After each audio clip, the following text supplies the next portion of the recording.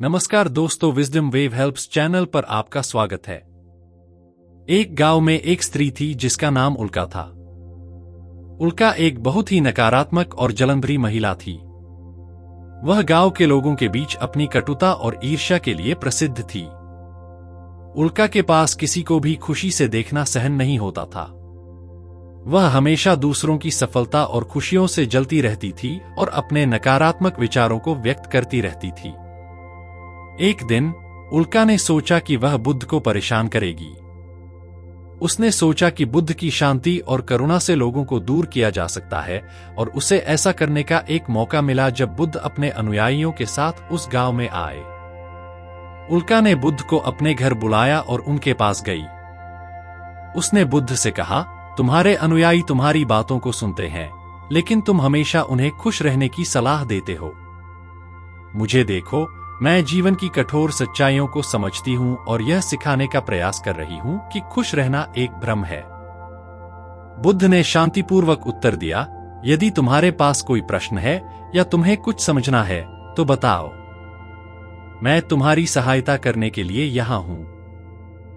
उल्का ने आक्रोश में भरकर कहा, तुम्हारे अनुयायी तुम्हारी बातें सुनते हैं और तुम्हारे बारे में अच्छा सोचते हैं, लेकिन तुम केवल एक साधु हो। तुम्हारी बातें जीवन की वास्तविकता को नहीं समझती हैं। बुद्ध ने उल्का की बातों को ध्यानपूर्वक सुना और कहा, मैं तुम्हारी समस्याओं और नकारात्मकता को समझता हूं, लेकिन पहले मैं तुम्हें एक सवाल पूछना चाहता हूं।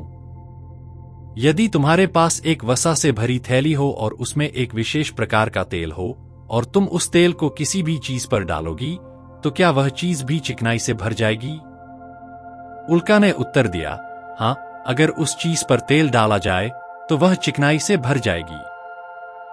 बुद्ध ने मुस्कुराते हुए कहा, ठीक है, तो तुम जानती हो कि नकारात्मकता और जलन भी उसी तरह से फैलती है जैसे तेल फैलता है। यदि तुम अपनी नकारात्मकता और जलन को दूसरों पर डालोगी तो वह भी दूसरों के जीवन को प्रभावित करेगी। लेकिन यदि तुम अपनी सोच को बदलोगी और सकारात्मकता को अपनाओगी तो तुम्हारे जीवन में भी सकारात्मकता आएगी। बुद्ध की बातों से उल्का को एक नई समझ प्राप्त हुई। उसने अपनी नकारात्मकता और जलन को अपनी आत्मा में महसूस किया और समझा कि वह दूसरों के जीवन को भी प्रभावित कर रही थी। बुद्ध के उत्तर ने उसे खुद की सोच और कार्यों पर पुनर्विचार करने के लिए प्रेरित किया। उल्का ने बुद्ध से कहा, मैंने समझा कि मेरी नकारात्मकता और जलन ने मेरे जीवन को कठिन बना दिया है। मैं अब अपनी सोच को बदलने और सकारात्मकता को अपनाने का प्रयास करूंगी। उल्का ने बुद्ध की सलाह को गंभीरता से लिया और उसने अपने जीवन में सकारात्मक परिवर्तन करने का निर्णय लिया। उसने अपनी नकारात्मक सोच को छोड़ने के लिए ध्यान और साधना करना शुरू किया। उसने गांव के लोगों से माफी मांगी और अपने व्यवहार में सुधार किया। उल्का ने लोगों की मदद करना और उनके साथ सकारात्मक संबंध बनाना शुरू किया। धीरे धीरे उल्का की सोच में बदलाव आया और उसकी जिंदगी भी बदलने लगी। वह अब खुश रहने लगी और उसने अपनी नकारात्मकता को सकारात्मकता में परिवर्तित कर लिया। गांव के लोग भी उसके सकारात्मक परिवर्तन को देखकर प्रभावित हुए और उल्का को सम्मान देने लगे।